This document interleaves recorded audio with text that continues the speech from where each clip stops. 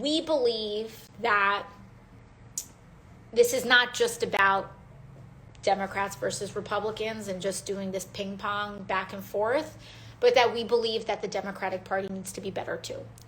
And in a package like this, it can be really frustrating because you're negotiating within your own party. So, there were things that we pushed for that we wanted this package to go further. So how did we want this package to go further? First of all, we wanted stimulus checks to be $2,000. I believe, the argument for it being $1,400 is we gave $600 in December. We have $1,400 now, and both of those things add up to $2,000. I don't like it. I don't buy it. I know a lot of you all don't buy it because when we say $2,000, people thought we meant $2,000. They didn't think when we said $2,000, come on. We know that people didn't think, 14 plus the 600. 2,000, 2K is 2K. But, we don't have a magic wand. The fact is that we don't have a magic wand. And so when you have a bunch of people in the party who want 2,000 and then a bunch of people in the party who want 1,400 and the president sides with 1,400, we're going to get the 1,400. But that doesn't mean that we stopped fighting and took that line down, because even though they brought it and they said 1,400, what we pushed back with was, okay, if you're going to do that, then we need to include dependents and we need to include adult dependents. So while we wanted it to be 2K for all, what we were able to do is that even though it was 1,400, we were able to bring a lot of people from $0 to $1,400. So that's kind of what we did there. We also, in where we're at, these checks, in our vision of the world, these checks should be recurring. I especially think they should be recurring to make up for the complete abandonment of last year. And I don't want us to just pretend that the devastation of last year didn't happen. I know Trump was president. I know that there was little we can do, but I think 2,000 recurring would have helped make up for the non-recurring and the non-payments of last year. So these were things that we wanted, and that we tried to fight for, but we weren't able to get included in the provision. But again, what we were able to negotiate and save this bill from being further cut by conservative Democrats in the Senate. And here's something that's pretty crazy is that the House, let's talk about minimum wage. So we fought for a minimum wage, a $15 minimum wage to be included in this bill. And in fact, on my side, on the House side, in the House of Representatives, $15 minimum wage was included in the bill. Now, the problem, though, is that, as you know from Schoolhouse Rock, the bill has to pass the House, then the bill has to pass the Senate, and then it has to be signed by the president. Now, if you pass a bill in the House, but that same version, but a little bit different, gets passed in the Senate, then the House and the Senate need to meet in a process known as reconciliation. And then they have to meet together, and then they have to agree and both vote on the same exact legislative language. So what happened was that the House included a $15 minimum wage, and the Senate has a parliamentarian that ruled on something known as the Byrd Rule. And the parliamentarian said, according to the rules of the Senate, we can't include the $15 minimum wage in this reconciliation. Now, I called for Democrats to ignore the parliamentarian because you can do that. And I think we should do everything possible to pass the $15 minimum wage. So to hell with the ruling. Oh, I shouldn't say that, but just wave it away. Who cares? Include it and vote on it. What was the problem with that? And so our boy Bernie out in the Senate said, let's have a vote on it. And he called the Senate to the record to actually vote on moving past the parliamentarian and including $15 minimum wage in the Senate. And what happened? 8 Senate Democrats voted to not include a $15 minimum wage in the Senate bill. Now, we're very thankful to Senator Sanders for doing that, because before he did that, people were trying to fight it without going on the record, okay? People were trying to fight the $15 minimum wage without putting their names on the fact that they were fighting against a $15 minimum wage, because that's like really how a lot of politics works. I could tell you the stories I could tell y'all about the lengths that people have gone to try to make sure that we didn't have a vote in certain procedural processes. I could tell you stories. I could tell you stories. But here's one example of that. And so those senators did not want to, I don't really think they wanted to vote and go on the record because I don't think they really wanted their states. They didn't want to do that. And so Bernie kind of triggered this procedure that forced everybody to vote on it. And we had 8 senators who voted no, 8 Democratic senators who voted to not include that. I don't have all 8 on top of us, but if you were online this week, you probably saw a Democratic senator from Arizona vote no, and everyone got really mad because of like the flourish with which they did it. But that no vote was a no on including the $15 provision. And so what that has done is that it has shown, it's shown all of us, it's, added these names, and it's shown who are those 8 people. You can look them up. There's like tweets and stuff, and I'm going to get names wrong when I'm doing it off the dome. And so I think, sorry, I'm getting a text. So basically I think, what's going on is that we don't want to get these people on the record. They're on the record now. And so we've got some states to work on: West Virginia, Arizona, Delaware, couple others. I don't want to say, part of me wants to say, I'm maybe Maine, but I don't know. I don't want to say, I don't want to say a state if they're not on the list.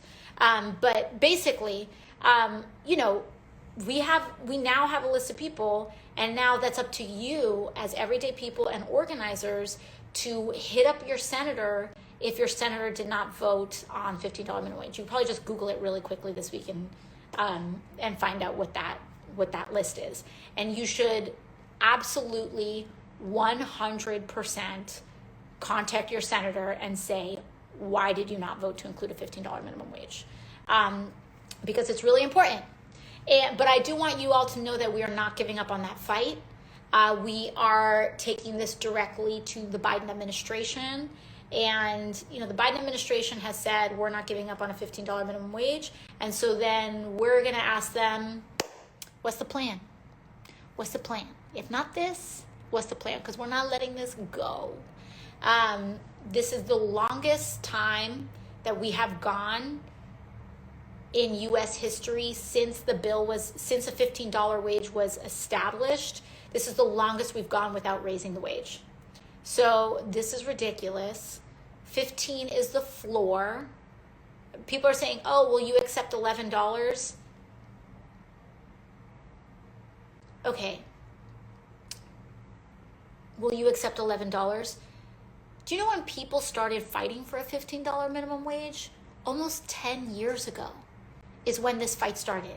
People had deemed 15 to be the living wage back then, almost 10 years ago. So when you account for increases in inflation alone, $11 is close to what $7.25 was back then. So no, I do not accept $11. I accept an actual tangible raise for working people is what we need. And by the way, $15 is the compromise. People say, oh, progressives, oh, AOC, porque you don't compromise. 15 is the compromise. Because if you took the actual minimum wage that was established several decades ago, that same minimum wage that some of these senators now, they say, oh, when I worked in, the ice cream parlor and made $6 an hour, if I could do it then, y'all can do it now. Well, $6 at the ice cream parlor before I was born, if you actually index that to increases in inflation and cost of living, or rather, and productivity gains, that would be a $24 minimum wage today. $24. So we already think it should be $24 an hour. So 15 is the compromise. That's the compromise.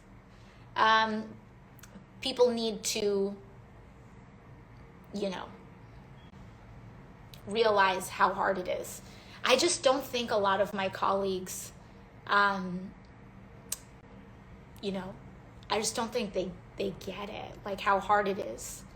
You can't live off of a minimum wage today. Like you just can't. It's not, I don't think there's a single state in the country where anybody can afford median rent or, rent, working 40 hours on a minimum wage. And so a minimum wage should be a living wage, which means if you are making minimum wage, you should be able on 40 hours a week, not 60, not 80, not 100, not 2 jobs, not 10 jobs. One job should be enough. One job, 40 hours a week, minimum wage. You should be able to feed yourself, pay your rent, be able to go to the doctor, take some time off. And that's what minimum wage should be. That's not too much to ask. And we have been conditioned, this is like just that dystopian capitalist conditioning that you don't deserve to live if you make minimum wage. That is wrong. All life has dignity. And for everyone who likes to think they're pro-life, they should maybe support policies that support life when you are working 40 hours a week on a job, or just support life, period, But I'm kind of over this hypocrisy. So anyways, if you're pro-life, why don't you support universal health care, guaranteed health care, living wage, et cetera, down the line. So someone copy pasted the list right there. So you can scroll up. Thank you for whoever did that. And follow up with your senator. Say, hey, what's up? $15 minimum wage. This is part of the Democratic Party platform. Where are you at? Talk to him. Because one of the excuses that I hear people hide behind the most is, oh, no, I'm not getting any calls about this. No one is calling my office about this. I'm not kidding you. Like, a lot of people think this whole call your senator thing is BS and doesn't mean anything. I'm telling you right now, it is so influential. It's influential precisely because not enough people do it. And so when someone does call, it's like, whoa. And so call your senator, because very often they do say that. They'll say, oh, I'm not getting any calls on minimum wage, so my state doesn't care about this issue as much. Or I will tell you, the right wing does make a lot of phone calls. Oh my gosh. I usually know what Tucker Carlson or Sean Hannity or any one of these like Fox News goals were. How do you pronounce that? Anyways, ASL. Not ASL, ESL.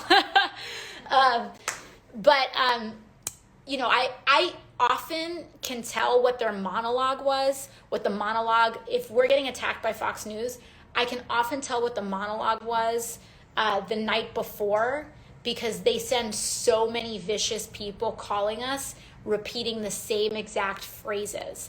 And so what happens is that you get all of these people who are kind of like really brainwashed by a lot of these like tele-racists and just like kind of saying these lies on Fox. And then what happens is that they call our office and literally repeat phrases from the monologue from the night before. And it happens like so often, it's kind of like drones. It's really kind of weird. But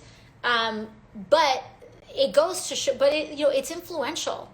It is. I'm not even going to lie. It's influential. That's why they do it. That's why people pay so much money to do it. That's why the propaganda is effective. And so I'm telling you that you need to call your senator. You need to call your elected official. You gotta do it because they will use your silence as acceptance. I see it happen all the time. I'm telling you firsthand. As a member of Congress, I hear you all the time. I'm telling you, I hear all the time people say, oh, I don't need to support minimum wage, Medicare for all, Green New Deal. I don't need immigration reform, DACA, whatever. I don't need to support it because I don't get calls on it. My district doesn't call me about that. And so I'm telling you, you need to call. The other thing too is that calling is really not just about, it's not just about haranguing people who don't agree with you on your issue. It's not about like nagging your elected official either. Please call your elected officials who you think are doing a good job. No, not just me, but call your rep. Your rep. If I'm not your rep, we'll take the call. We will always take nice things. But call your rep too, because let me tell you why it helps. It's not just like self-congratulatory or anything like that, but it legitimately helps me prioritize, right? Because at any given moment, we need to fight for so many things. We need to fight for student loan forgiveness. We need to fight for a Green New Deal. We need to fight for, our indigenous and Black and immigrant brothers and sisters. We need to fight for laborers. We need to fight for the right to unionize. We need to fight for all of these things. There's so much positive change that we need to make in the world. And so your calls help me prioritize, because ultimately there's so much beautiful change to make in the world. But at the end of the day, my job, my core, strip away all the functioning, strip away everything. My core job is to represent and serve the people of New York's 14th Congressional District. And so I need to prioritize based on the conversations I'm having with my community. And if the less conversations my community is having with me, the less phone calls that my community is having with me, the less information I have to help me prioritize. And very often I think to myself, I'm like, okay, we have all these 10 issues. What am I gonna plan for March? Am I gonna do housing? Or am I gonna do housing in March and then environment in April? It helps you really prioritize. And so call your member, send an email. You can send an email too if you don't like the phone. And also know that no matter what, the person who's often picking up the phone when you first call is an ordinary person. Oftentimes they're quite young. You could have a 19 or 20-year-old intern picking up the phone. You could have someone in their 20s, you could have someone in their 30s, someone that's new to the work, but you're having a community liaison answer the phone for you. Their job is to be kind and to listen to you.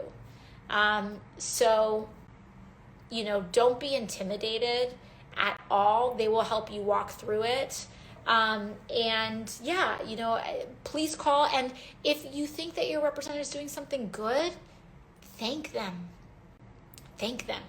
Like, we get beat up a lot in this work, and feeling like here's like the flip side. You take a lot of knocks. It takes a lot of energy to take a lot of stances, especially progressive stances. And it is hard when you're under a lot of pressure, sometimes within your own party, to not take a stance, right? And if you feel like your community doesn't care, and if you feel like, like I'm using all of this political capital, I'm taking this huge political risk, and is it like, should I even bother because my community doesn't even notice? Maybe I can back off on this issue, and then maybe I can lean into a different issue. And so having your constituents notice is really meaningful. I can give you an example from this week. This week we took some time to stand up. I delivered a speech on the floor. So our congressional district, New York 14, again, it covers Jackson Heights, Sunnyside, Woodside, and then all the way out into the Bronx as well. We're home to one of the largest Tibetan diasporas in the world. And so this week I took some time to speak to the needs and honor our Tibetan community on the floor of the House.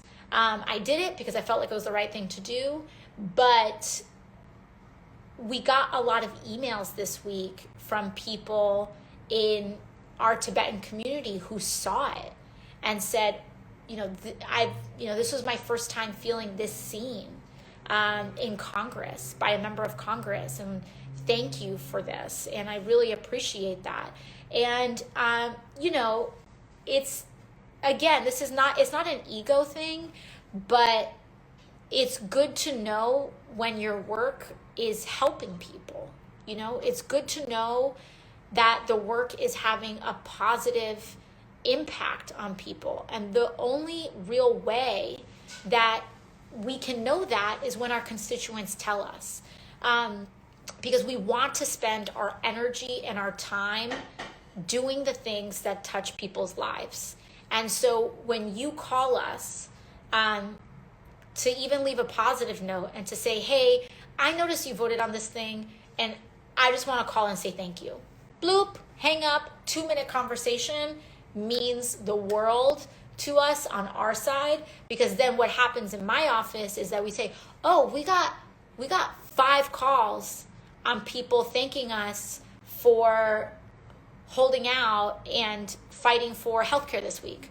Or we got 10 calls for people asking us, when are we going to have a student loan forgiveness vote?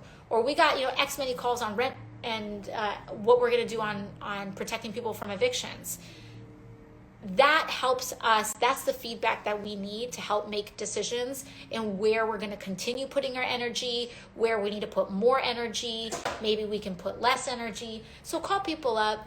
And we also have we really do have really incredible public servants in Congress, just epic people like Barbara Lee. Give her flowers, call her office, say thank you for fighting for us.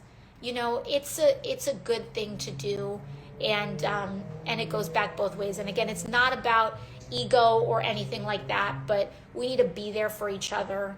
And for all of you all that are out there that are organizing in communities, talking to your families, doing whatever small things that you want, I want to thank you. So that thank and that gratitude goes right back. And I think that's a good note to wrap up on. Let's celebrate. Big news. A lot of you guys, by the way, can expect these checks, stimulus checks, to hit your bank account as early as this weekend. So as early as this weekend and early next week, we can expect to see your bank accounts get that cash. So thank you all so much. My thoughts are with you. We are still in the middle of a pandemic. Oh, by the way, Biden just announced tonight, every single adult in the U.S. will be eligible for a vaccine starting May 1st. May 1st. Every single adult in this country will be eligible. So there are good things happening, and we can fight for more. We got to fight for student loan forgiveness. We got to fight to pass the PRO Act in the Senate. We got to, fight for more just foreign policy. That is an area where I think our party, we're not cutting it right now. We're not doing a good job right now. We need a push to make that better. So, just thank you all so much. Please get vaccinated when you can so that we can all have a nice July 4th party, watch some fireworks together, do that thing. And then maybe by Christmas, if we can all get vaccinated, we can have small gatherings by July 4th. And then who knows, maybe by Christmas, we can have big Christmas parties and go caroling together. Who knows? Or whatever holiday you celebrate. So we will sing and enjoy Festivus. So thank you all so much. So appreciate it. I will try to save this live so that you can get some of the details on the bill in here, rewatch it whenever you want. And that's it. Good evening. Bye-bye.